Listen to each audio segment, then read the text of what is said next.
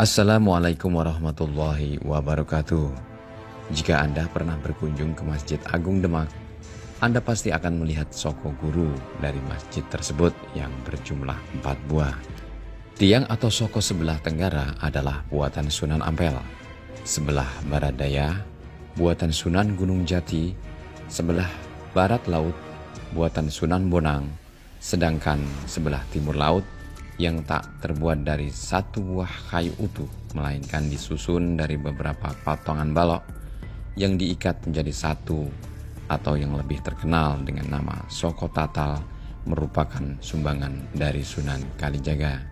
Pernahkah terbersit di benak Anda dari daerah mana Sunan Kalijaga mendapatkan potongan-potongan kayu yang disusun menjadi sebuah tiang? Ternyata tiang tatal tersebut berasal dari sebuah kampung terpencil di Kabupaten Grobogan, Provinsi Jawa Tengah. Desa tersebut bernama Desa Keongan, masuk dalam wilayah administratif Kecamatan Gabus, Kabupaten Grobogan. Konon, nama Desa Keongan ini merupakan pemberian dari Sunan Kalijaga. Kata Keongan ini berasal dari kata keong. Dalam bahasa Jawa, keong berarti siput atau hewan air. Menurut kepercayaan masyarakat setempat, hewan bercangkang itu dahulu banyak bermunculan di desa tersebut. Kemunculan hewan air itu tak lepas dari peran Sunan Kalijaga saat mencari kayu jati untuk dijadikan soko guru. Selanjutnya, mengapa Sunan Kalijaga dalam mencari kayu untuk soko guru Masjid Demak memilih di Kabupaten Grobogan? Jawabannya, karena memang kualitas kayu jati di wilayah Grobogan sangat bagus. Karena alasan itulah langkah kaki Sunan Kalijaga akhirnya terhenti di hutan di wilayah yang kini dikenal sebagai Desa Keongan. Di hutan tersebut, Sunan Kalijaga berhasil menemukan beberapa potongan kayu jati berukuran besar yang berkualitas bagus.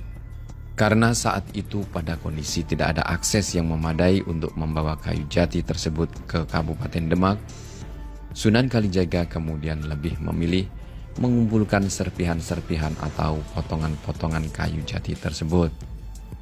4 buah tiang atau soko guru Masjid Agung Demak terbuat dari kayu jati dengan tinggi masing-masing panjangnya sekitar 16 meter yang berfungsi sebagai penopang seluruh material masjid. Salah satu soko guru karya dari Sunan Kalijaga tidak terbuat dari kayu utuh sebagaimana layaknya 3 tiang utama lainnya, tetapi dari serpihan-serpihan kayu atau tatal yang disusun dan kemudian diikat. Hingga kini, jejak Sunan Kalijaga di Desa Keongan terjaga dengan baik secara turun-temurun di kalangan warga setempat.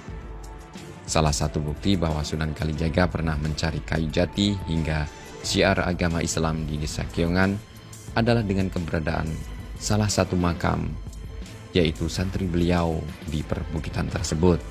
Santri beliau ini bernama Raden Suwito atau Syekh Abdul Rahman. Setelah selesai mencari kayu jati, Sunan Kalijaga kembali ke Kesultanan Demak. Selanjutnya memerintahkan Syekh Abdul Rahman untuk menjaga peninggalan-peninggalannya yang dikubur di perbukitan Kendeng Selatan. Dalam kesempatan itu pula, Syekh Abdul Rahman sekaligus meneruskan syiar agama Islam di Desa Keongan hingga akhir hayatnya. Pohon kayu jati sisa hasil pencarian Sunan Kalijaga dikubur di bukit Desa Keongan yang dikenal dengan nama Gunung Kuncup. Peralatannya mencari kayu dan berdakwah juga dikubur di Gunung Kuncup, termasuk juga senjata-senjata kerajaan Demak Bintoro. Syekh Abdul Rahman dipercaya untuk menjaganya dan meneruskan berdakwah sampai tutup usia. Demikian sepenggal kisah pencarian kayu jati oleh Sunan Kalijaga yang akan digunakan untuk soko guru Masjid Agung Demak. Semoga bermanfaat. Akhirul kalam billahi taufik wal hidayah. Wassalamualaikum warahmatullahi wabarakatuh.